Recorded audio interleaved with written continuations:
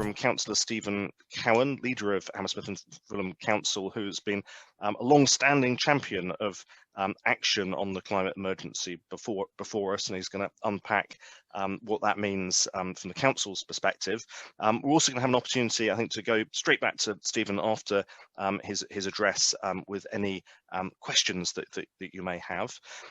From there, we're going to turn to Jessica Lobo, Global Goals Programme Manager at the UN Global Compact Network UK, who's going to put the climate emergency in the wider context of the United Nations Sustainable Development Goals, as well as telling us more about the COP26 conference that comes to Glasgow at the end of this year and what that means for the UK and for climate action. We'll then hear from Laura Harnet of the Seep company. The Seep company produce 100% plastic-free cleaning materials, and they'll start to bring alive and practice what all of these, what the changes coming with climate action might mean for your business.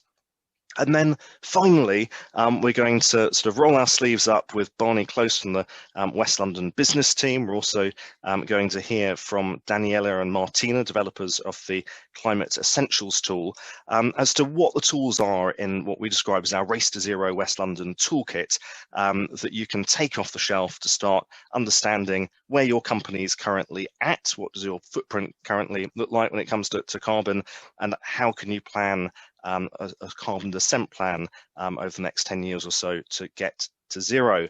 So that's what we've got in store for you. But without further ado, it's my great pleasure to welcome Councillor Stephen Cowan, leader of Hammersmith and Fulham Council, to set the scene for us all. Over to you, Stephen. Excellent, and thank you very much for your introduction, Andrew. And it is a genuine pleasure to be here. Indeed, last year I flew to Madrid at my own expense after a last-minute invitation came from the United Nations to talk about one of the things that we were doing in introducing a United Nations qualification for all our schools. And so it's great to be here again a year later, roughly, to talk about a much broader scale about what we can do, not just in Hammersmith and Fulham, but what we can do across London and across developed societies all around the world in order to tackle the huge challenge of climate change, which is without doubt an emergency and is also an ecological emergency as we continue to lose alarming rates of species around our planet and even potentially within developed societies like the United Kingdom. So the scale is very big. And indeed, you know, as a politician, it's very easy, particularly a British politician, to get drawn into what happens in the here and now. And if there's ever been a criticism of the way the UK political system works, irrespective of who is in charge at what level that their responsibility is that they can be remarkably short term. And that in itself is a challenge. But I believe this is the opportunity for us to envisage what we want the future to be like and to envisage a positive, green, environmentally constructive future that saves our planet and makes sure we protect the world from all the calamity that could fall within a very short space of time. Now, there are a number of tenets in doing that. And I believe there are a series of challenges. There is the political challenge about people who, when polled, are hugely in favour of measures to tackle climate change.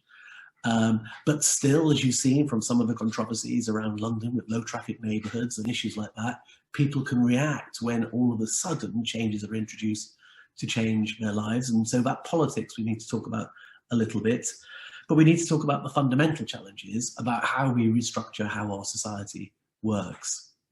And so I will come on a little bit to that too. But if we begin, if we imagine that it is 2040 and people are asking us a younger generation are asking this generation of politicians, what did we do when we had the power to do things? But what we should be able to answer is we did everything possible. Now, what does that mean that we need to do now, and how is that influencing our policy in the London Borough of Hammersmith and Fulham? We think education and creating a consensus is one of the things at all levels of society, from nursery school to voters to everybody. And I'll come on and talk a little bit about that. We think how things are consumed, what's consumed, and the understanding of what people have when they consume it. The role business plays in selling things that are being consumed is an important issue we need to tackle, and I will come on to talk about that. It's what we do, how we travel, how we heat our homes. It's how we live our lives. And again, I'll talk a little bit about that. It's the science that might rise to some of these challenges, particularly the STEM industry sides, where we're looking and understanding to a greater extent what's occurring and using new technologies, new green technologies, to tackle some of the problems that have been caused not just by this generation, but by previous generations for many decades, pretty much since the beginning of the Industrial Revolution. And then finally, how do we restructure our economy? What business opportunities are there for businesses to be able to capitalize on the challenges available and come forward with green solutions that genuinely stop climate change, which is what the objective is. So that's a little bit about what I'm going to be talking about. But to set the scene and give a bit more detail, Hammersmith and Fulham have set out the objective of achieving net zero for the council. So that's everything that the council does as a authoritative organisation. And secondly, part of our commitments is also for the borough. So everything that happens in Hammersmith and Fulham, we want to be net zero by 2030. And it is a very tough goal, but we set it, and the full council made that declaration on the basis that it was a necessity that we needed to rise to, and fits with the issues of what I raised a minute ago. What's the scale of local CO2 emissions? Well, Hammersmith and Fulham scopes out the 1 and 2 footprints, which means at the moment there's 888 tonnes of carbon dioxide per year coming from activities within the borough. Whilst this year it's fallen by 37% since 2005, the toughest challenges ahead, such as decarbonising heat, do require us, if we're going to reduce that figure, to have some clear strategies around that. Businesses and organisations' premises, including the councils, account for almost half of the total footprint of that 888,000 tonnes of carbon dioxide, in emitting 44%. So there is a huge job for all of us to do who have office space, and that includes people travelling and going to our offices in order to cut that footprint. And in some ways, there are opportunities that have opened up with COVID-19. And given that organisations that we have influence over still issue a huge range of emissions, then what measures can we take to tackle those? The borough's Scope 3 footprint, from what it consumes, is an estimated 2.6 times the size of the footprint that the council and the businesses emit, only from its direct use of fuels and electricity. So just changing that offers a huge amount of change. And tackling the emissions by looking at the built environment, by looking at how we travel, by looking at consumption, and looking at how we change the ecology and how we educate are the key things. Indeed, if you look at the building behind me, which is yet to be built, you will recognise, possibly those of you who've been to Hammersmith, the 1938 structure, but the wider building you will see is a new design which has been through Rogers, Stirk, Harbour and Partners. And there's a story within that building around how we're going to rise to the built environment challenges. So the first thing is, it was a dreadful building on almost every way: heating, insulation, and indeed the amount of space available for people to be in.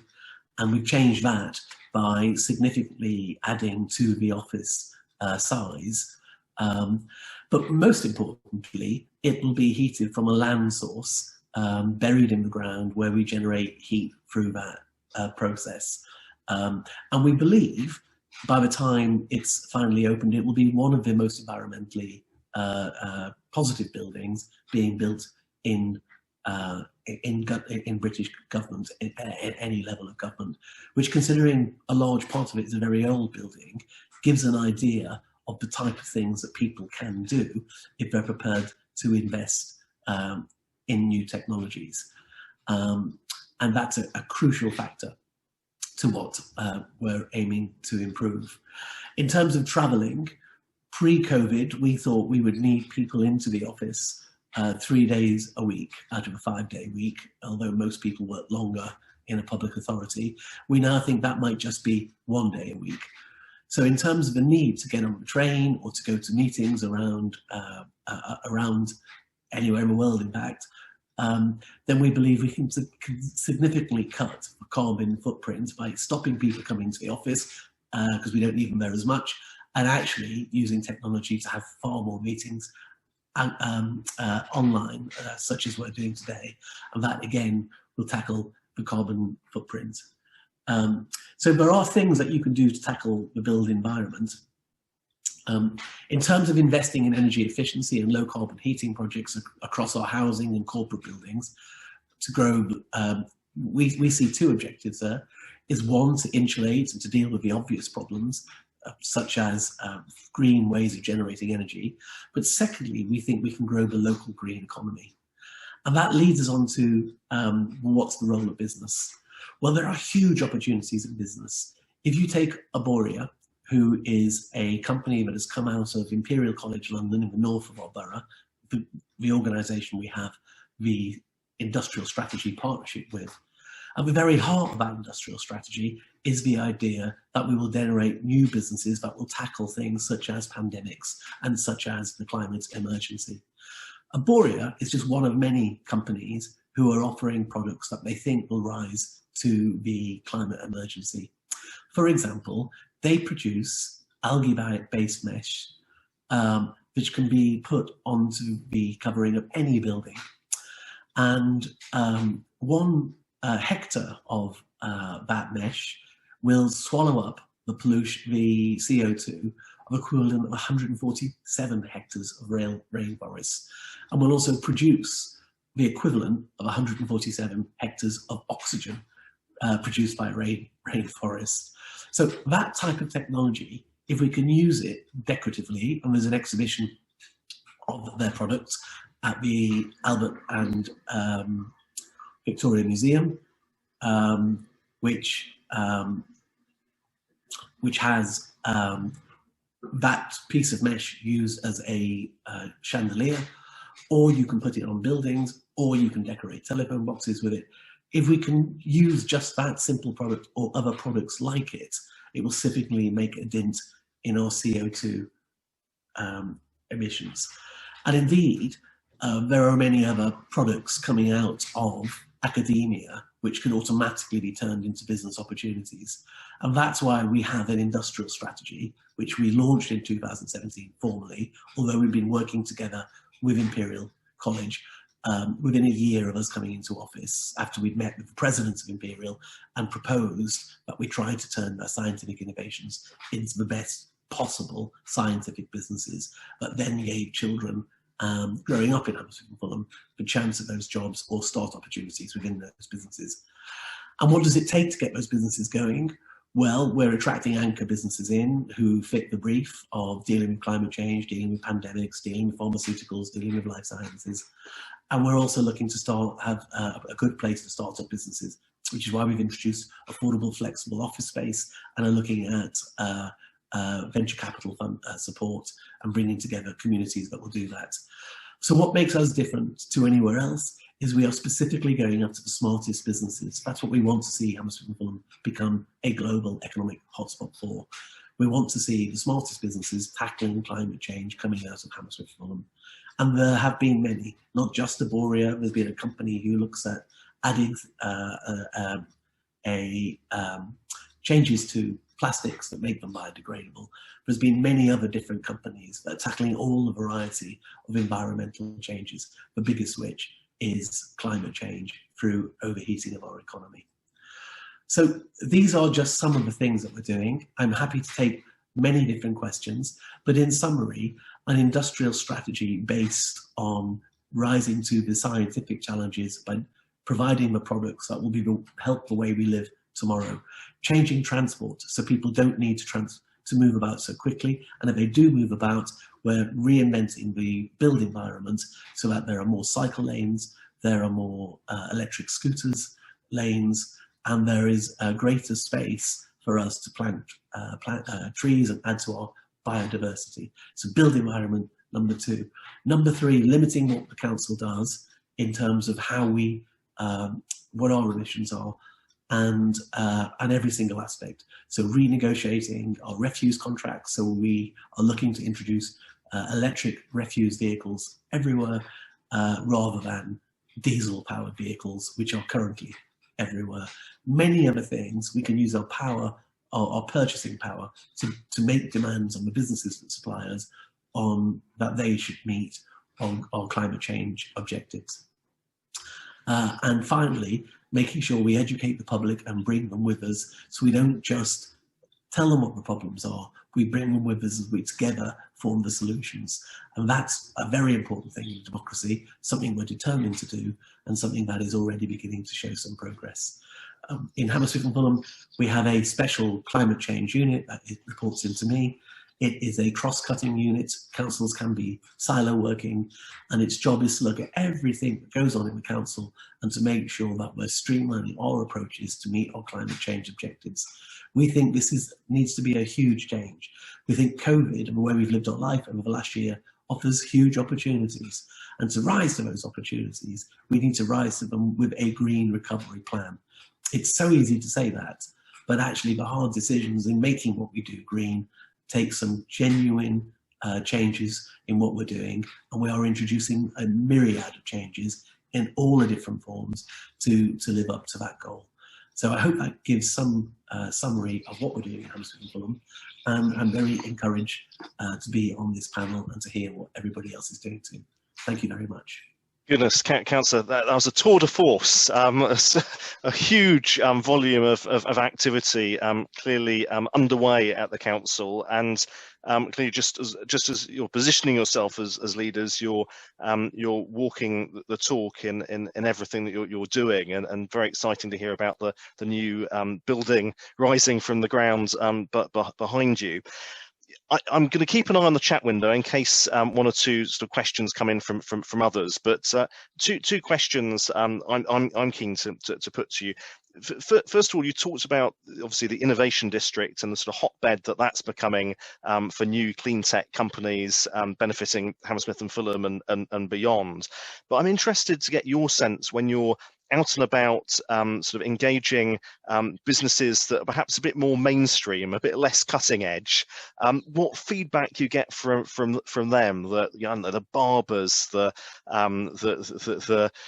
cleaning companies, the construction firms that are clearly still going to be a mainstay of our economy. What are they saying to you about climate change and the challenges they feel it presents?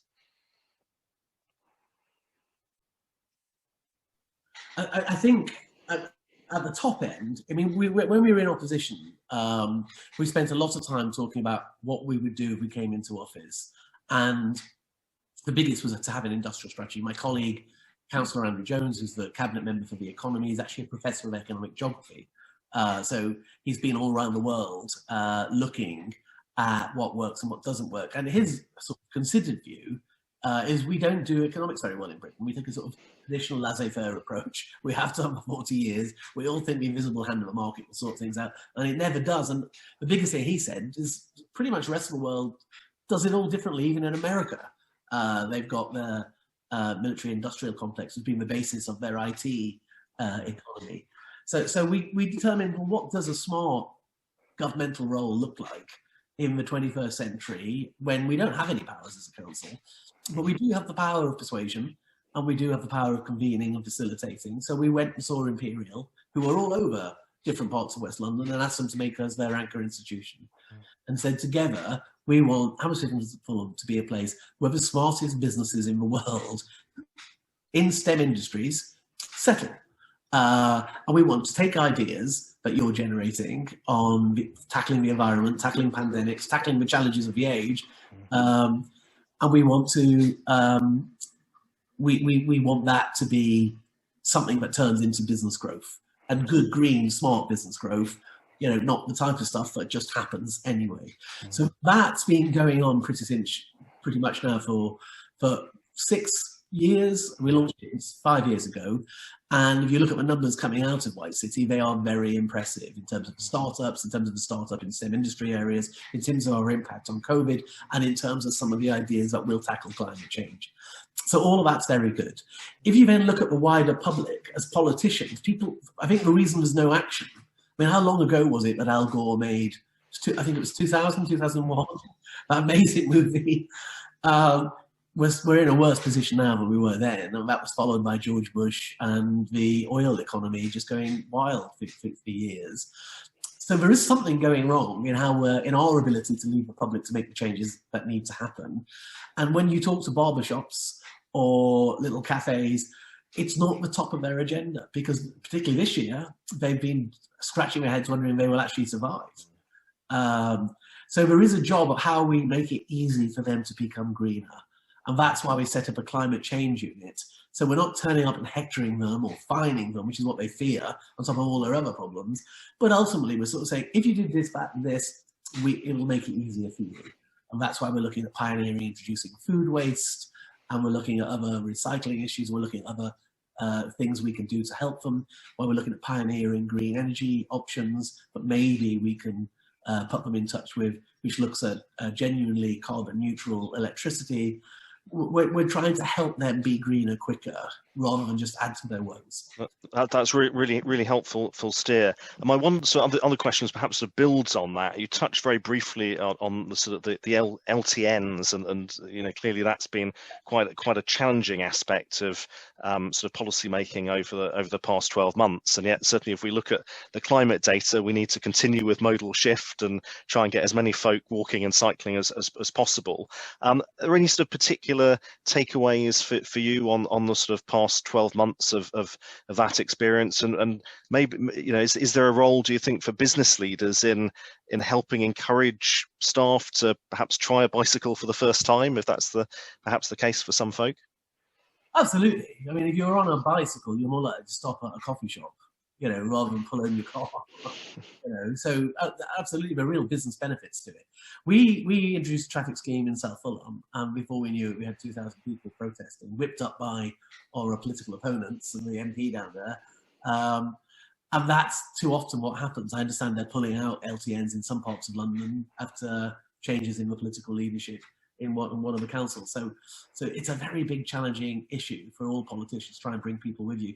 What we're doing, because I was walking in my own ward, in fact, which is Brackenbury Village, with the residents associations from different groups, and we were just saying, it's if you were on a spaceship 200 years ago and you looked at Earth, it would largely have been green, and now it's large parts of it are tarmacked, and it's become the norm for a lot of people, but it's certainly not the norm. It's not normal that this should happen. And can we begin to lift that and create micro parks where there had been streets? And then, the residents groups are very enthusiastic about it. And what we said is, let's do some exhibitions, let's get a door knocking with posters in the windows, and let's make people really want this. Let's create the political weather for this to happen. Because that idea of a distant town hall imposing these things, in too many cases where it doesn't work, that they're backtracking, as I mentioned at the beginning. So that's the way I think to do it. We have to find a way of bringing people with you. And the businesses are crucial, because we're saying to a barbershop, you're more likely to get someone popping in thinking, oh, there's no queue, I'll get a haircut, if they're on a bicycle or even an electric scooter, than is if they're driving past in their 4x4. Generally a lot easier, I think, to find a bicycle parking space than one for a car in a congested city. Yeah, the trick is to bring people with us in the small business community. And most people who say we're going to green the front of your shopping area, we're going to allow you to have tables outside, or even clothing outside, so people can see, they can buy outside without going in, which is part of an effect of COVID. Makes it available for people to feel this is happening and that they're liking the changes. But I think we have to sell it. I don't think we can hector people. I think we have to keep selling it and bringing people with us. Thank you, Steve. Really helpful reflections to kick off the discussion this afternoon. Without further ado, I'm going to turn to Jessica Lobo from the Global Compact Network UK. Jessica is going to help put this discussion into the sort of context of the United Nations Sustainable Development Goals. In fact, I think she's going to tell us what they are for anyone that is new to the SDGs, and also warm us up for what COP26 means for the UK, and then what that might lead to further down the line for the business community. So warm welcome, Jessica, over to you. Thanks so much, Andrew, and hi everybody. My name is Jessica and I'm the Global Goals Programme Manager here at the UN Global Compact Network UK. So my role really is to support businesses to drive sustainability and create the world we want. So really delighted to join you today to talk about this agenda. So a little bit about us. We are the UN Global Compact, which is the world's largest corporate sustainability initiative. We have over 13,000 companies all over the world who have made the commitment to our 10 principles to support sustainability. And these universal principles are derived from UN treaties in the areas of human rights, labour, environment and anti-corruption. So I work in the UK network, and our role is to support all of our UK-based members to operationalise those 10 principles, to report annually on their progress, and to support the wider UN development agenda. And at the moment, that wider UN development agenda is best represented by the UN Sustainable Development Goals. So next slide, please. So what are the Sustainable Development Goals? They're commonly referred to as the SDGs, or you might be heard them being called the Global Goals. And they were passed in 2015, following on from the Millennium Development Goals. And essentially they outline 17 goals for the world to achieve by 2030. And you can consider this as the world's to-do list, really. You can see the goals on the screen there. They range from environmental things like climate action and protecting life below water, to social things like eliminating poverty and achieving zero hunger. And these goals are very closely interlinked. The idea is that together they'll bring about the future we want. So fighting those inequalities, tackling climate change and creating a better world. Beneath these 17 goals sit 169 targets and 232 indicators to measure progress. And this agenda was agreed by all UN member states after, I think, one of the largest consultations ever undertaken by the UN. So there was literally tens of thousands of stakeholders who contributed. And the idea is that the goals apply to all countries. I suppose while it was governments who made the commitment to these goals, achieving them is actually going to require support from everybody, and in particular, the business community. Next slide, please. I think the problem is that after 5 years, the world has not been delivering on progress towards the goals at the pace or the scale that is needed. And there's a couple of stats there up on the screen, quite scary stats, I think. And we're now seeing that the impact of COVID-19 intertwined with some of these long-standing social and economic inequalities. And there was a real missed opportunity that if we'd have been working on this agenda before the pandemic, we would have been better equipped to deal with the pandemic. So we would have had more universal access to healthcare, better protections in the informal economy, more inclusive and sustainable societies, more resilient businesses, and so on. Next slide, please. I mean, when we're talking about business, the good news is that we're seeing a lot of engagement by businesses across the 17 Sustainable Development Goals. But there's a critical performance gap between the action that businesses are taking right now and the actual global societal needs that are defined by the Sustainable Development Goals. So, for example, only 39% of companies have targets that they think are sufficiently ambitious or science-based. So that means, for example, if a business is maybe setting targets to reduce their carbon emissions, but those targets aren't actually ambitious or sufficient enough to be able to limit global temperatures to a safe amount.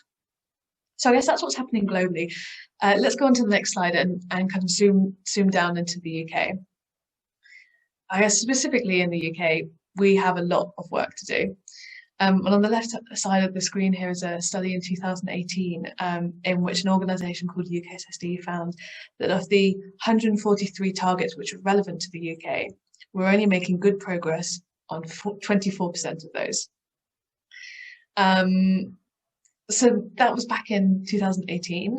2019, the UK government's been working on this agenda, but 2019 it did a voluntary national review of the whole of the country's progress towards these goals, and took an in-depth look at each goal and outlining what we need to be doing to be achieving those. And there's some more recent figures now on the ONS website of how we're performing against each of those goals.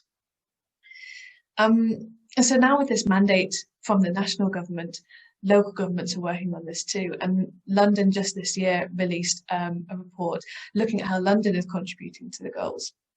And it also set out 5 key recommendations for what the city needs to be doing to advancing those. And built into those recommendations is this urgent need to use the Sustainable Development Goals as an agenda to help build back better and to help us actually recover from the pandemic in a way that's green and inclusive and sustainable.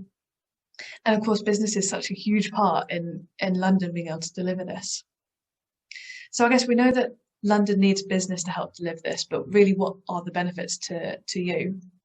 Let's go on to the next slide, please. There is a tremendous opportunity in engaging with the Sustainable Development Goals. Shortly after the goals were passed, there was robust analysis that was commissioned looking at the potential impact of engaging with the goals. And it was found that there was potential for $12 trillion of new business value every year just by engaging with this agenda. So there is a huge financial benefit if we support these goals. At the top there, I've got a couple of bullet points looking, I guess, at this kind of macro level. And really everything that the Sustainable Development Goals are seeking to bring about is good for business. So we've got better educated and more productive workforce. We've got economic and political stability, more fair and just societies. So all these things are good for business. If we look down a little bit more, I guess more at the micro level, engaging with these issues and actually helping to drive forward these issues, or solutions to them, I should say, makes a business more attractive, not just for investors, but also customers who are now starting to demand and starting to ask that the organisations that they support or the businesses that they shop at are demonstrating this purpose beyond profit.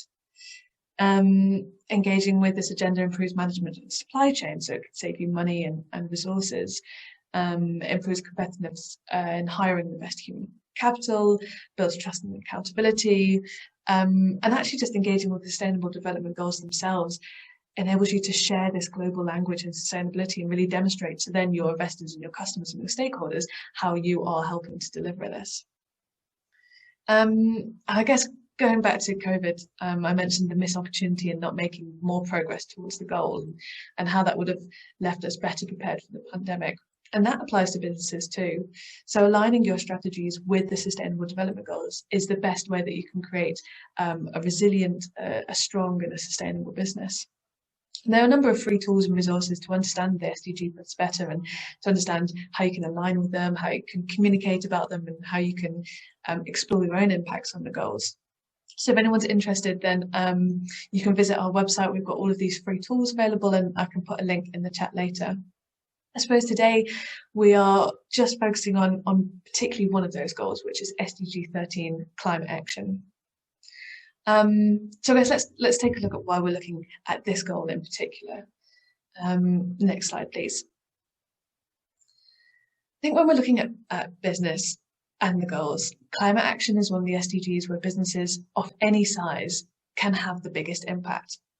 And that I'm not just talking about business being able to have a positive impact on the environment and society, but also about future-proofing your business and reaping the benefits for yourself too. You know, businesses that look to use and manage your resources more efficiently can tangibly reduce operating costs and increase profitability. And I've got there about future-proofing your businesses and getting ahead of the changes. Stephen has already touched on a little bit of this, and we're seeing that governments, I guess, are really waking up to the reality of climate change, but also setting targets for the UK to transition to net zero. And with that is coming a number of changes. So an example of that is that by I think it's 2030, you won't be able to buy new petrol and diesel cars and vans in the UK. So if you're looking at purchasing a vehicle in the next 10 years, or if you're looking at maybe changing your fleet or upgrading them, getting ahead of this agenda and understanding what changes are coming ahead means that you're going to be in a better position. So making that switch to zero emission vehicles means that you're going to be able to future-proof your business. And investors are looking at how you do that. So they're looking at how you're managing those risks. I guess risks that are associated with the disruptions and changes that we expect in the supply chains and the changes in legislation. And investors are looking at how you're going to take advantage of that, but also how you're responding to the shift in demand. And that shift in demand is coming from the public as much as it is from investors and from the government. Now, we saw huge rise in climate strikes a couple of years ago. We've seen lots of people demanding that their cities and maybe even the organisations that they work with declare a climate emergency. And these are your customers who want to be able to see this, and they want to be able to see what you're doing to help tackle climate change. And this is really high on the agenda, particularly at the moment, because this year the UK will be hosting the 26th UN Climate Change Conference of the Parties. Next slide, please. So this is going to be taking place in Glasgow. So world leaders are going to be coming to Glasgow in November to set ambitious targets for reducing emissions. And I've put that on the screen. All eyes will be on the UK, and the UK is particularly looking to take a leading role in those conversations. And the UK government is going to be looking at business to take a leading role in cutting and reducing those emissions. So it's not just the government that's going to be asking for this. It's not just your competitor who may be already acting on this, but it's the public and your customers and your stakeholders who are going to be engaging in this agenda, and I guess most definitely expecting you to be acting on this. And I think actually I probably should say the very act of you being here at this webinar is kind of signals that you've made the first step in wanting to take some kind of action, but also to lead the way. And I think businesses of any size can really have a huge impact on this agenda. So I guess the big question, what can you do? Next slide, please. I think there are two things that I can share to get you started. The first, taking a screenshot on the left of the screen, is the government's SME Climate Hub, which is full of resources. And you can see there's a list of some of the actions and guidance that can help you cut your emissions. And the second thing, I guess, kind of in partnership with that, is that the UN Global Compact Network UK is going to be partnering up with the government for a 1-hour webinar to take a deep dive into COP26 and really explore what it's about. Look at some of those terms that I've mentioned, things like net zero and what does that mean for you, and also look at some of these practical steps. If I could just go on to my final slide, I just wanted to return, I think, to this broader sustainability agenda and really take a look at where climate action fits within it. And the truth is, we can't really achieve any of these other goals that protect the environment or reduce inequalities or lift people out of poverty if we don't take urgent action on the climate. And I've got some animation on this slide, so hopefully, Rowan, if you click, it will white out some of the goals. And it should leave the SDGs, which business action will have a direct positive impact on just by taking action on SDG 13. So, for example, if you look at your supply chain so that you can reduce your emissions, you're impacting Goal 12, responsible consumption and production. By encouraging your staff to take active transport to work, that's also contributing towards Goal 3, good health and well-being. Looking at renewable energy is Goal 7. Working with your local council on some of their plans and initiatives contributes towards Goal 11. Offsetting carbon that you can't reduce, it goes towards Goal 15, and so on.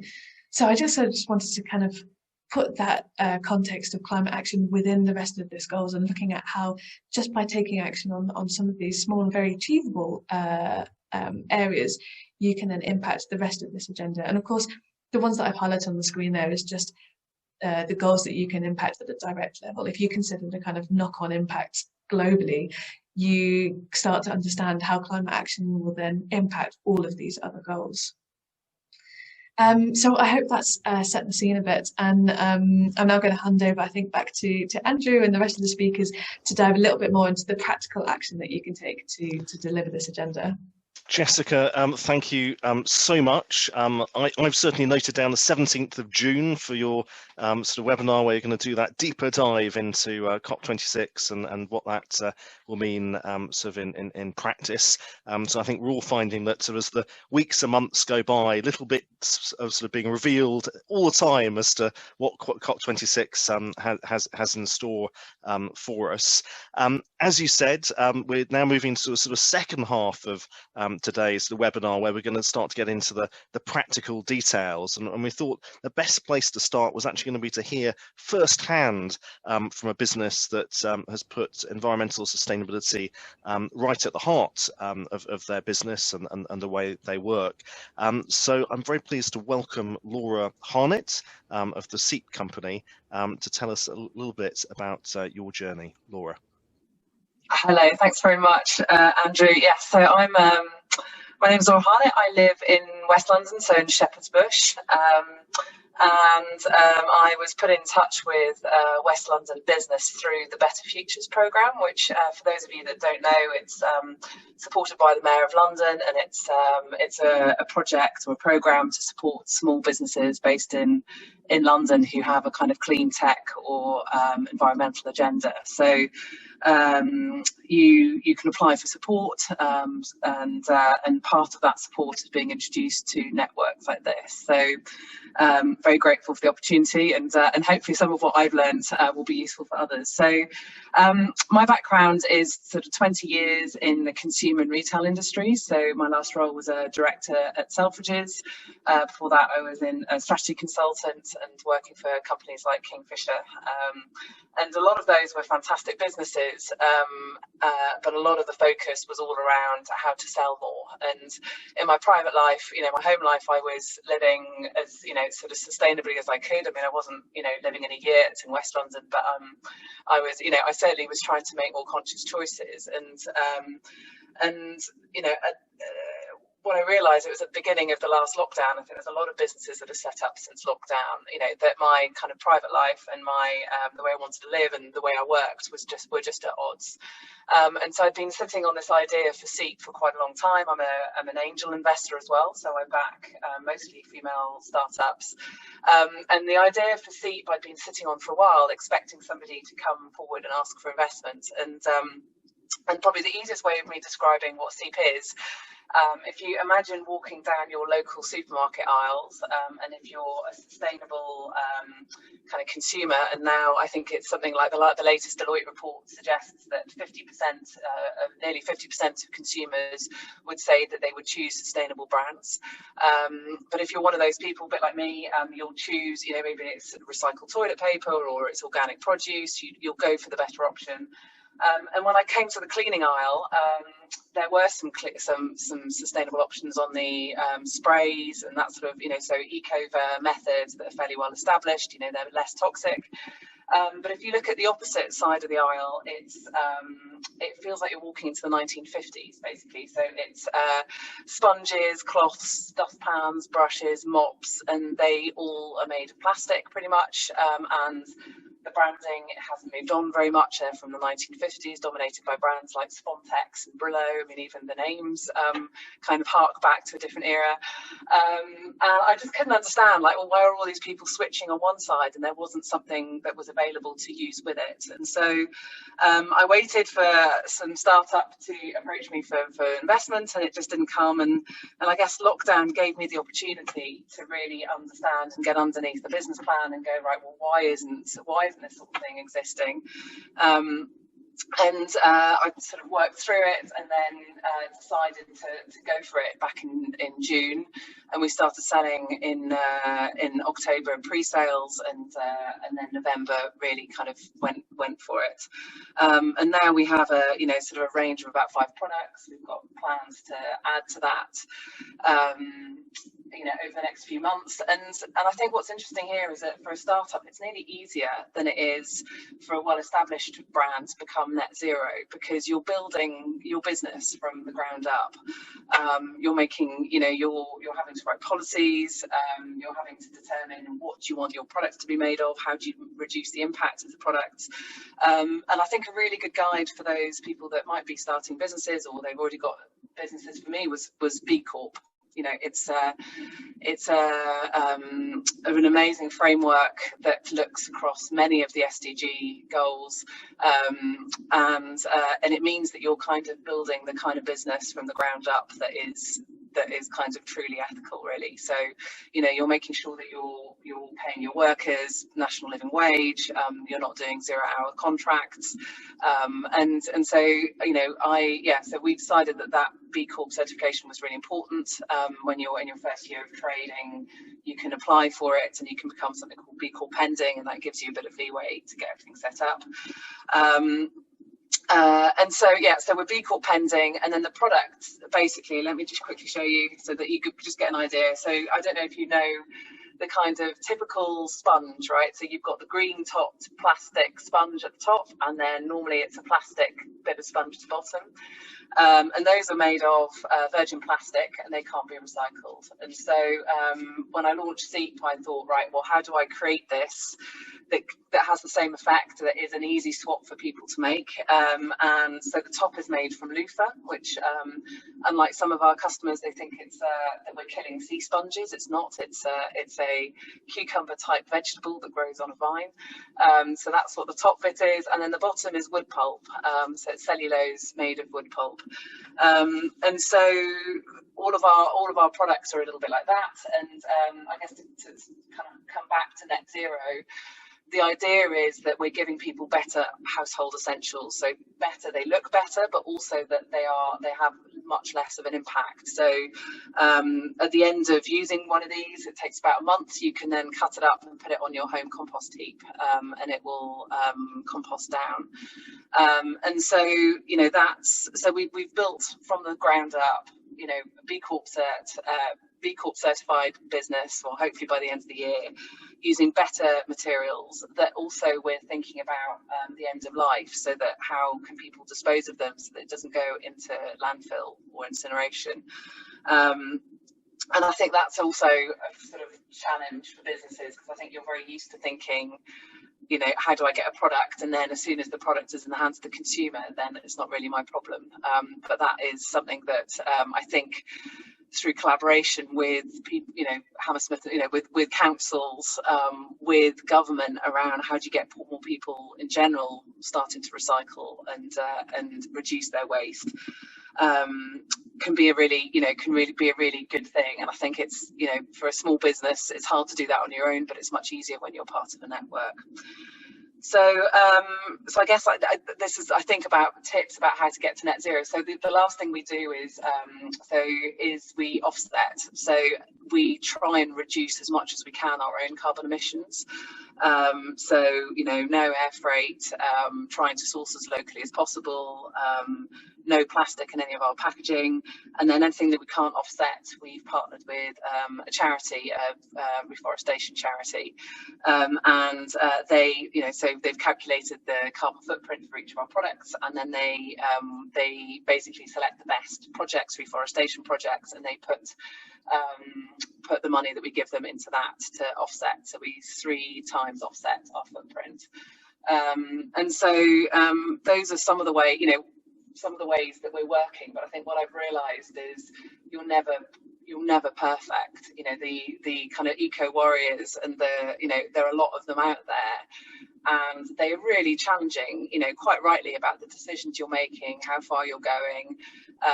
And I think what I'm learning is that you've got to take little steps. So even if you think you're doing everything you can, there's always more that you can do. So that's a little bit about what I've learned, and I think maybe might be useful for some other emerging brands. Wow, what an amazing story, and just 12 months old as we're we've hit June, and we're unfortunately still in lockdown, but there is an end in sight. Still in lockdown, but ironically, lockdown has been quite a good thing because people have been cleaning and thinking more about the planet. So yeah. Well, I'm hoping you can stay with us for questions, but I was going to ask, who's Chair's prerogative, to find out where we can get your products if we need to stock up our cupboards. Yeah, you can come to our website, which is www.theseepcompany.com, and we're also stocked at so The Good Club, which is a fantastic zero waste online kind of supermarket, a bit like an Naval and Coal, and Bauer Collective. So we're with various amazing stockists basically online that believe in reducing their impact as well. So yeah. Brilliant. So we have no excuse when it comes to replacing those cleaning products, but get onto your website as soon as possible. Now we're going to stay on the sort of practical, and I'm going to bring in my colleague Barney Close, who's going to introduce our Race to Zero West London toolkit, where you can find it, what's inside, and then Barney's going to hand, I think, straight over to some, and may give us a flavour himself of some of the carbon calculation tools that are out there before introducing the team who've developed the Climate Essentials tool. Barney. Thank you, Andrew, and yeah, really interesting to hear the different insights that we have so far, and I think as Jessica and Councillor Cowan have already touched upon, there's real clear support, public support for a green recovery because people see the benefits to them. But I think we have a long way to go to kind of engage businesses in that kind of sustainable agenda. And this is why sort of the stakes are high and why we really talk about the race to zero. So Rowan, do you mind just next slide? So this is sort of some of the work that we've been doing within West London Business. We've been very busy over the last sort of year or so, and supporting the kind of 1 million small and medium-sized businesses that are within London. The BEIS is encouraging kind of all SMEs to make these commitments, and I'll sort of touch upon the different programs that we're running. You've as you've just heard, the Best Futures program, which we've been involved with for the last 2 years, and has been running for 4 years now. It works with the business community and focusing on innovation and clean tech by helping kind of sustainable organizations grow and flourish. We've been linking people together to support innovation in the aviation industry through our London West Innovation District. The genesis of the Innovation District came from our Blue Skies conference, which was held last November. And we've just also launched the Better Futures Plus program to help businesses pledging to reach net zero by 2030 develop their sustainability strategy. So through this practical action, we're really developing as many case studies and soaking in as much information as possible to really relay to businesses on what they can do to advance the sustainability agenda. So Rowan, if you go to the next slide, please.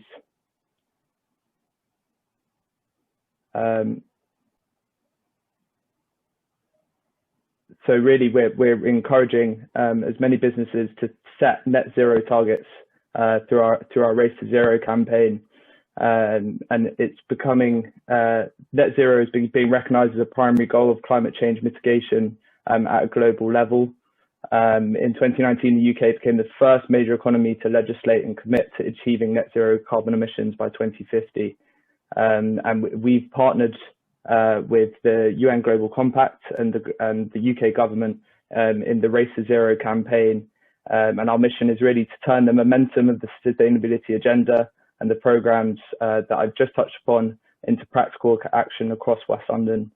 So we want to really inspire businesses, and we're doing this by looking at how businesses can actually set their sustainability targets, which can sometimes seem daunting and even risky for many businesses, but it can bring significant commercial benefits, as touched upon by Jessica and Councillor Cowan as well, and really future-proof your business by demonstrating social responsibility, which is going to be vital for the long-term durability of your organisation.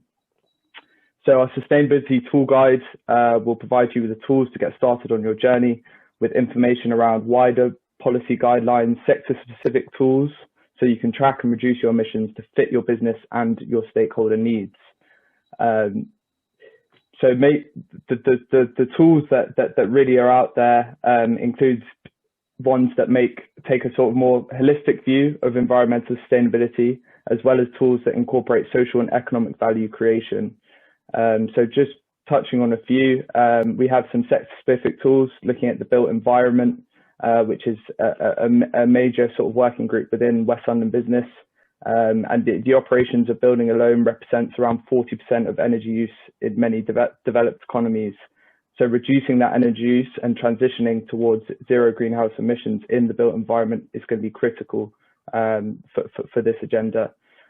You can undertake a product life cycle analysis. These tools can assist with sustainability decision making from product and/or project level, and they're suitable for businesses to understand the sustainability performances and impacts within that process. We also offer a sustainability consultancies directory where we've carefully selected a variety of sector-specific consultants, environmental consultants who can help your business on the transition to net zero. So if you move to the next slide, sort of the Race to Zero launch, so there was a really interesting report that showed that over half of the global GDP measured in terms of the actors who make up the global GDP have committed to or are thinking about a net zero target. Over 1,000 businesses around the world are working with the SBTi to reduce their emissions in line with the climate science. And we have sort of put a roadmap of ones that are in our geography. And we encourage your business to make your SME climate commitment or set a science-based target, or even commit to a science-based target using the tools on our Race to Zero website, so we can showcase your business as one that has taken these practical actions and steps. Next slide, please, Rohan. So working through our Better Futures programme with our delivery partners, Imperial College, Imperial Consultants, GLA and Sustainable Ventures, we're really looking to make London a beacon of clean tech businesses who are kind of striving the way in innovation for London. And you can see all the businesses, clean tech businesses who have gone through our program, including Laura's fantastic innovations on our clean tech directory. And finally, working towards the Better Futures Plus program, we've just launched and it's designed to help 12 businesses in London understand their environmental impacts and design a strategy to reach net zero by 2030. We selected 12 businesses across four sectors of the film, creative industries, food and hospitality, and each business will use the Green Innovation Vouchers to gain bespoke sustainability advice from our environmental consultants and take part in an executive leadership program run by the Leonardo Centre at Imperial College. And I think that moves me on nicely to our Climate Essentials tool, which really we're piloting as part of our Better Futures Plus program. And all the companies who are going through the program are using our Climate Essentials tool to measure their impact and look at how they can reduce their carbon emissions. So I can now hand over to Daniela and Martina, who can tell you more about that tool. Thank you very much, everyone, and fantastic to have everyone on this call. I hope we actually do have a few businesses as well, and would be interesting if there's a feedback session of how we can attract more businesses to embark with all of us on the journey. So Climate Essentials tool, we'll come to that, and Martina will demo it just very briefly. We are, that's our tool of Climex community. We believe, like probably all of you, that everyone can contribute, whether that is individuals and households or it is small and medium-sized businesses. So our main focus is on micro, small, medium-sized businesses, helping them on the journey when they don't have a lot of money and they don't have the know-how. And so we have a more generalistic calculator that helps them with is very intuitive, very user-friendly, that establishes that baseline. I always compare it a little bit with, Weight Watchers. It's easy to jump on the scale. It's very difficult to reduce your weight. So we have wrapped our calculator around with what we call a Climex community to then consistently and continuously encourage businesses and households to reduce their carbon footprint, give them ideas, such as we've just seen with Seep, use these products, think about that, save money, market yourself differently to your clients. So that is the community bit. But what we also do is make available to councils the metadata and the analytics to actually see what is happening in their entire ecosystem, so they have a start line and ongoing reporting and monitoring across the industries. So that's just a quick summary. I hope that was well understood. And if I can hand over to Martina to just show you a little bit, to give you a taster. We should only highlight a few sections. We are more than welcome for anyone to email us. We'll pop that into the chat in a second, to set up individual quick sessions or to communicate further with any questions you might have. Thank you. Thank you, Daniela. Oops, can you hear me? Okay, I thought I was on mute. My name is Martina Cowan. I'm a climate change engineer working for Climex community. As Daniela explained, we have developed Climate Essential, which is an easy and engaging online platform where any small and micro business can actually go, measure their carbon footprint, and access our carbon reduction plan to see how they can reach net zero. Let me just try to share my screen with you so I can give you a small demo. Can you all see this?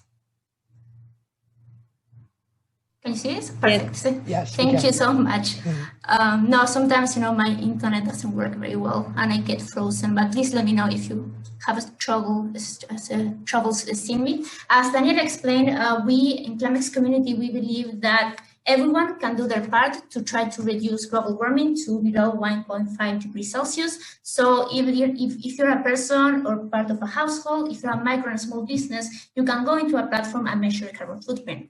In addition, we provide a carbon analytics platform for what I call a stakeholder that has people and they have business in their ecosystem. So they can see the carbon emissions that are coming from neighborhoods, from villages, and carbon emissions that are coming from the business sector by business size, business sector activity, etc. So if we go to a business, we are going to ask you first a few questions about your general information about the business, how many people you have working for you, the office spaces, the location, and obviously the business sector. This is very important because based on these questions, we can create a profile to calculate the carbon emissions for you. In addition, you're going to see an estimation button because we believe we try to make it very easy for a business to complete their carbon audit, even if they don't have the information readily available. Obviously, we all know that business, they have their own struggles, and even if they are very concerned about climate change, in fact, climate change was the number one issue for corporate brands in 2019. They don't usually have the resources, the time, the knowledge to embark on a carbon reduction journey. So with Climate Essentials, we try to make it very easy for them to start on their journey and to reach net zero by 2030. We have divided the carbon calculations into 4 different sectors. The first one is energy, where we ask you about your electricity consumption in pounds and kilowatts. And again, if you don't know it, we can estimate them for you. We ask you if you have renewable energy on site, so we can amend the carbon emissions accordingly. Obviously, we ask you about gas bills in kilowatt hours, pounds, and again, if you are not sure about the answer to this question, we can estimate them for you. Some businesses, they actually buy green gas from green energy providers. So if you do that, we can amend the carbon emissions accordingly. And we ask you about different type of fuels that you may use in your business premises. This is for energy, and obviously we're going to ask you about transport emissions. These are the delivery and passenger vehicles that you own within your business. I have written here a few examples to see how it works. We obviously go again to the transport emissions for commuting. We know that 2020 was a very special year, and some employees may be working from home. So the transport emissions that are coming from employee commuting might be quite low. But once we go into normal times again, people are going to go back to the office, and we have to take into account the employee commuting. Obviously, that takes into account business flights as well. Then we go into products and services, where we ask you about water consumption. Again, we can estimate them for you. Employee catering, if you provide food for your employees. Then a few examples on electronics, expenditure, stationery, and furniture. We can add more details into indirect emissions, and then we're going to ask you about your expenditures in IT services, marketing, accounting, and pension, when you can access it through this button. And then what we have thought is, because 2020 and 2019 was a special year, we have to take into account employee working from home. We know that most of the business have employees working from home. And actually, that might be great when you want to reduce transport emissions. But in fact, when you have employees working from home, you need to take into account the electricity and gas consumption that is coming from their houses.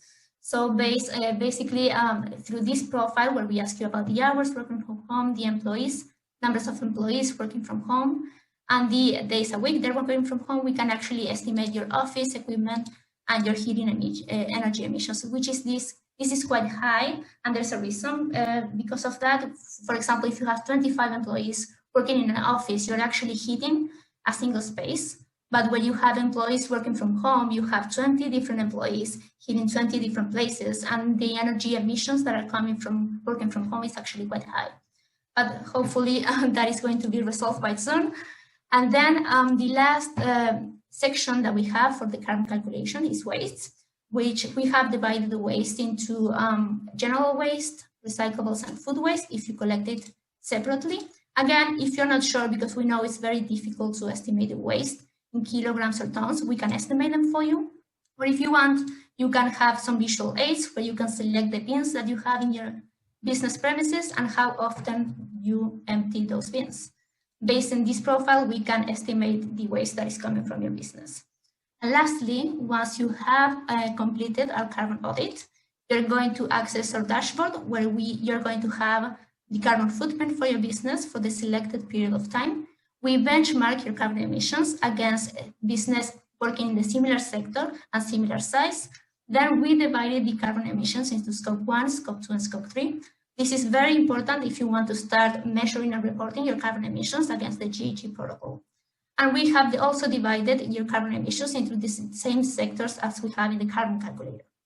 We also provide how much emissions all businesses have pledged to reduce in our platform, because as Laura said, it's the little things that everyone can do. And when you add it up, it actually contributes a large proportion to the reduction emissions. And lastly, as Daniela explained, we also provide a carbon reduction plan that is tailored to the business profile. Obviously, you may have done some of these things already. So if you have done it, you can click here, and that is not going to appear later on the carbon reduction plan. And again, the similar logic, we have divided the carbon emissions reduction plan into 4 different sectors. So for example, if you go to the energy reduction, you can see a few different steps that you can take to reduce the energy emissions that are coming from your offices. And these are quite similar to the ones that Laura has shown. So you can see here, if you want to keep the office temperature below 18 degrees Celsius, you can see how that action can reduce your carbon emissions. And this is the same for transport. We have discussed the importance of trying to switch to electric because we have regulations coming up. So if you want to electrify your passenger fleet, you can see how much emissions you can actually save by doing so. I don't know if it's worth going through all the pages, but again, yeah, if you want to contact us, we can schedule a demo for you. So you can use my email, Martina@ClimX Community or Daniela@ClimX Community, and we're more than happy to give you a demo and to give you access to the tool so you can try it. And we're always looking to modifications, recommendations on how to improve our products to make it more relevant for your business. Thank you. Thank you so much, Barney, Daniela, Martina, for that whistle-stop tour, and having seen your tool in its earlier stages of development, it's really exciting to see how it's maturing, and all the complexities that ultimately our business community have got to navigate on that pathway to net zero are sort of coming through, but hopefully being made as easy as possible to navigate through your product and tool. Now I'm going to keep an eye on the chat window for any questions or indeed hands up. I think if folk go to the participants window, there is a raise hand button that you can use to bring my attention to any burning questions that you may want to put to our panelists, or indeed it may be that some of our panelists want to put questions to each other. That's also allowed. But just to get the conversation started, as always, I have questions up my sleeve. I wanted to sort of bring Laura sort of back into the conversation. I was hoping you're still with us. I think she had to leave. Oh, she's had to slip away. Well, those questions will have to wait for another day. But to my questions to Daniela and Martina, I want you've obviously give us a whistle-stop tour of your tool there, which I think is sort of just starting to enter the public domain. What's your experience been of how long it's going to take a company to complete that first assessment of their baseline and then start to plan some next steps? Martina probably will have a view. I think we tell them to do as much as they can. Some businesses are incredibly well organized. They go into their folders, they get out all their bills, and off they go. It's mostly questions about the methodology, that they understand what they're actually trying to achieve. So it's more, there's an educational element at the beginning.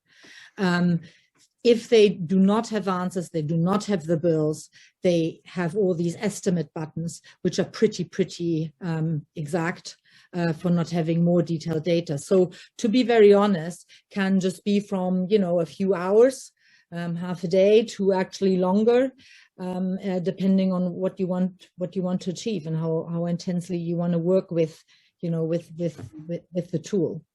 So it does need a bit of time set aside and some focus to really kind of get the most of it. And I suppose picking up on Councillor Cowan's sort of point earlier around the importance of engagement, I suppose the same principle applies with your whole staff team. That it might not be something that you necessarily want to the managing director or the finance director sat on their own working through the tool, but it could become part of a wider conversation, I imagine.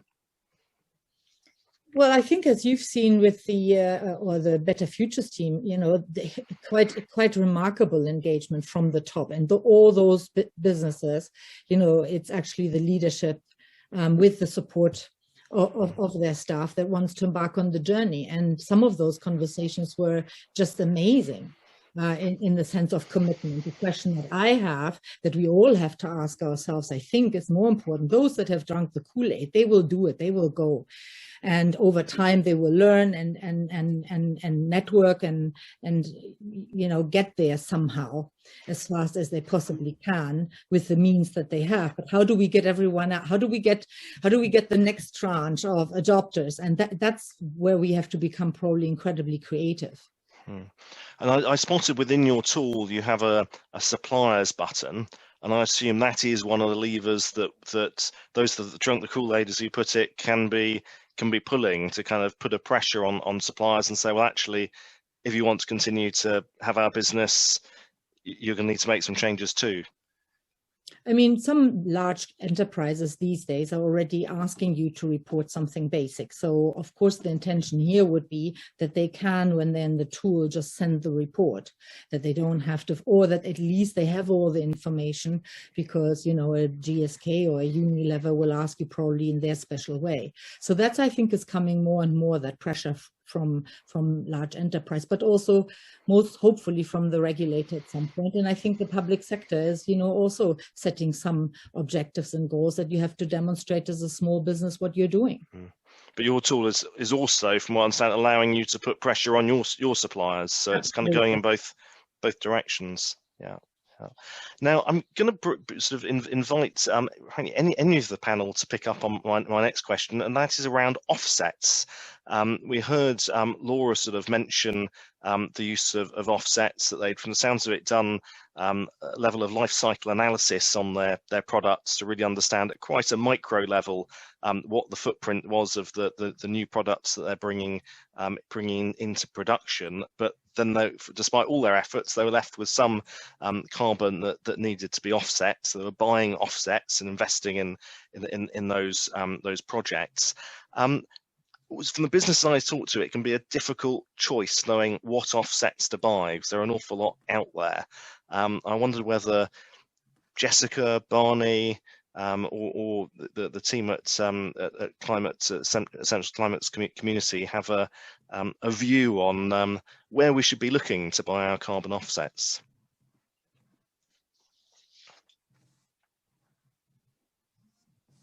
Okay, I can start if no one wants to start. Go for it, Martin. Yeah, I mean, it depends actually the type of carbon offset that you want to buy. You have the mandatory market, which is for countries, and we're not going to go into that. We have the voluntary market, which is for people and for businesses that they want to offset the type of emissions that they cannot avoid or reduce. And you need to take into account that for a project to be considered to sell carbon credits, they need to go through a verification process that is typically done for different organizations. One of them is the gold standard. So you can go into the gold standard website and you can actually buy different types of carbon offsets from there. The type of carbon offset differs greatly in price and in the type of project. For example, maybe you want to buy carbon offset that come from reforestation projects in Africa and Latin America. You may want to buy offsets that come from renewables in China. So that obviously depends on your preference as a business, and also the price. One of the major critics that there are for carbon offsets is the volatility in prices. You may have very cheap carbon offset that may range from a few pounds per ton, that is going to come mostly from renewables, and you are going to have a bit more expensive carbon offset that maybe they come from, let's say, reforestation in Latin America. So obviously you need to take into account that. And if you want to know more about the type of carbon offset, Oxford University published a report last year where they have created, let's call it a framework and a different type of let's say, type of offset that you can buy. And they say that some offsets are better than others. Obviously, if you want to support renewable energy, that's fine, but that is not the only options. You can have, I don't know, let's say boilers in Ethiopia or renewable energies in Latin America, reforestation. So that depends obviously on the type of projects that you want to buy. And you need to maybe take into account that also you have offsets that they capture carbon from the atmosphere, and those are the most efficient ones. And then you have the least efficient carbon offsets. For example, let's say tree planting. Obviously, tree planting is great, but you need to take into account what happens after in 50 years, or in 60 years, if the forest is burned or the trees are cut down. So I don't know if that is my opinion. And if you want, I can maybe put the link to the report in a few seconds on the chat, so if any business can actually take a look to that. That's a really helpful overview. At West London Business, we ended up looking, because we went through the process a few months ago of updating our carbon footprint. We discovered, I think it was 170 tons sort of CO2 sort of equivalents for our sort of annual total in a sort of typical year, and we realised we weren't offsetting enough. So we went down the route of I think it's the Woodland Carbon Code. Yeah.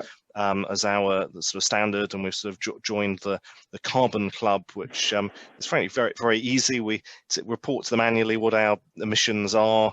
They then take a direct debit payment from us every month to contribute towards their project. So it's probably about as easy as it gets. But I am very conscious that we need to kind of keep reevaluating whether the offsets that we're buying are the most effective, and as you say, whether there is actually a sufficiently long-term intervention that we're supporting. Yes, and I think there are also a few companies that you might as a business are very busy and you don't want to select by hand all the carbon projects that you want to support. So I think there are a few companies that they actually work as a subscription model where you can select the numbers of offset you want to buy on a monthly basis, and based on that they just do the hard work for you. But obviously you need to take into account that the type of projects that these companies are choosing to support.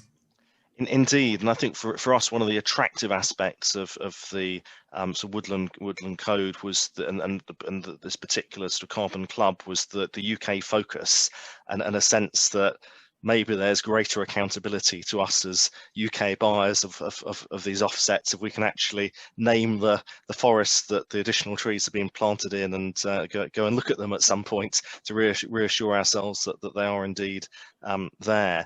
Now, we've had nice to see questions come in on the chat. Please do a few more would be welcome, because we're not yet at the top of the hour. But this is a great question that's coming from Mark Elliott of what's the easiest quick win for a typical service business? And I wonder, Jessica and Barney, whether you have thoughts on that. I know you had your quick wins list, Jessica, and Barney, you've been working with a lot of our Better Futures Plus companies recently. What are your thoughts on where a typical service business might want to get started? That's a great question, Andrew. I don't know, Barney, if you want to start maybe with more the quick wins and around reducing carbon, which is, I assume, what the question is about. I think we can assume that, yes. Yep. Yeah, sure. I'd say the first kind of thing is really getting your scopes 1, 2, and 3, looking at your emissions and measuring them, and then you can really see where your biggest impacts are, and make those kind of quick win decisions. I think that the real one to look at firstly is your energy supplier, and whether you're getting renewable energy. I'd also suggest switching to kind of LED lights within your business, and then obviously your transport emissions as a service industry as well. How you can potentially electrify your fleet. I know that's something that's quite that's a big task and maybe not a quick win, but even reducing it to a small extent can have a good impact. So that there's a few different ones there. There's plenty there to get started with, but it seems to be sort of moving through scopes 1 and 2 to begin with, and then perhaps tackling scope 3. I know at West London Business we were really quite taken back at how small our scope 1 and 2 profile was, with staff that are either working from home or in a co-working space, but actually the very sizable scope 3 coming from our supply chain spend, which is a whole lot of tricky conversations to be had with our suppliers. Jessica, what are your reflections in this space? Yeah, well, actually, I was just going to say exactly what Barney said. It really depends on, I guess, where you are on your journey, but really being able to have that oversight of what your biggest impacts are then helps you work out where your quick wins can be. So that was just what I was going to follow up with if Barney didn't say it, but he did.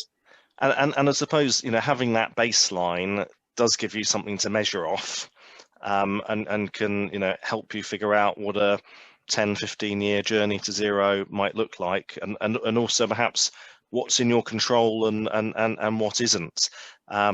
I don't know whether we're lucky and Councillor Cowan is still with us. I think he is. I wondered if Councillor Cowan is still tuned in. He may be having to multitask. We'll find out. Whether you have reflections, Councillor, on I suppose that the feedback that you might need from businesses that have perhaps done everything that they feel is within their control. They've done the LED lighting, they've switched to green energy, they're starting to change their fleet, but they still can't get to zero. You know, is it then, you know, if there are areas of support that they need from local council, or they perhaps need to be connected with other local businesses? I mean, clearly West London Business can help with some of that, but is that useful feedback for you and colleagues to understand where the barriers are that are emerging? Yeah, we take a thoroughly empirical approach, which is, why can't they get to zero? What are the challenges they're facing? And then we would look at everything at our resource to try and help them. There's two things that we have at our resource. We have stuff the council directly does, and we've set up a climate change unit to advise us and to advise the borough of the changes we can make. So there may be things they just don't know about. But it was really one of those wicked problems that is a genuine difficulty for a particular business in a particular field. We would try and put it out to our informal, wider network of local businesses and the huge resource of Imperial College London. And we were saying, what can we do to help these people get to net zero? Because they need to be net zero. It's not acceptable that any of us going forward think we can be producing CO2 and contributing to climate change. So we would take a very hands-on, outcome-focused, solution-orientated approach and try and get everyone around to work with them. But we certainly wouldn't be looking to scold people, you know, to punish them. Our job is to be the problem solvers, the optimists, the can-doers, and that's how we would come at it. Good. And I can see a European flag flying over your head there, and it reminds me how one of the things that's always sort of struck me in the UK is perhaps the gap in our use of district heating, for example, versus many European countries. And of course, that is perhaps one of those areas where, just as households will collaborate, perhaps as more district heating comes in, equally our local businesses can be plugging into those networks or even providing heat into them. Yeah, I think if we innovate enough and we educate, then those two things are going to be very, very important. And the case will be to try and make this the business of business to change, you know. And there are opportunities in it. There will be cost savings in becoming climate neutral, although it may require some capital investment in the short term. And you know, let's say there was a big capital investment that all the businesses needed to do, and we couldn't help them. That's not a bad lobbying starting point for government change and legislation, is it? So I just think we just need to work together smartly to come up with things. Fantastic. Well, goodness, I think that's call to action and urge for more innovation is a great place for us to end today's session.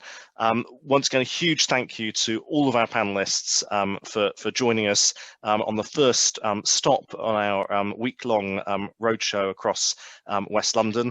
I'm sure, Councillor Cowan, you were delighted to see there were more pins in Barney's map for London Borough of Hammersmith and Fulham than any other part of West London in terms of commitments to SME action on climate change. But of course, we need to get many hundreds, thousands more signed up in the months and years ahead. Enjoy the rest of your afternoons, everyone, and we'll speak again soon. Thank you.